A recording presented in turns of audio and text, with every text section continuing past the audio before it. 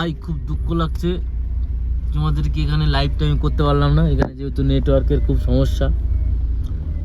ঠিক আছে, আর এখান থেকে এই যে রাস্তাটা দেখছো আমরা এখন নামছি, এখান থেকে অমরনাথ, এই রাস্তাটাই এখান থেকে 32 কিলোমিটার অমরনাথ যাত্রা আর কি, অমরনাথের গুহা আর কি।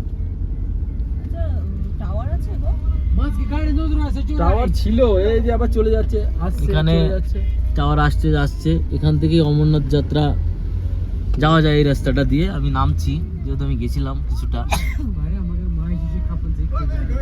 বরফের চারিদিকে এরকম বরফ হয়ে গেছে, বরফের রাস্তা। আমরা এখানে ছিলাম,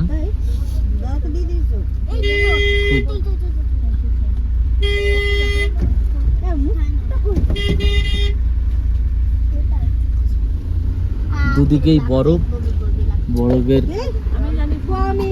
কেটে কেটে বরফ কেটে কেটে সরানো হয়েছে। করছিস তো ভিডিও? তো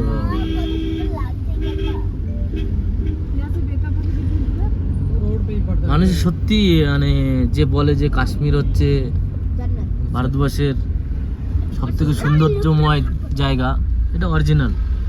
এখানে যে মানে না আসবে এই কাশ্মীর সম্বন্ধে কারোর ধারণা হবে না, যে সবার একটা যে ধারণা যে কাশ্মীরে অনেক টেররিস্ট থাকে, এই থাকে সেই থাকে অনেক রকমের। কিন্তু একটা কথা বলি, যদি কেউ কাশ্মীর আসো, যে মিনি সুইজারল্যান্ড যেটাকে বলে ওইটাই কখনোই আর যেও না, আমি বলছি ঘোরাতে যেও না, হেঁটে যাবে জুতো ভাড়া করে।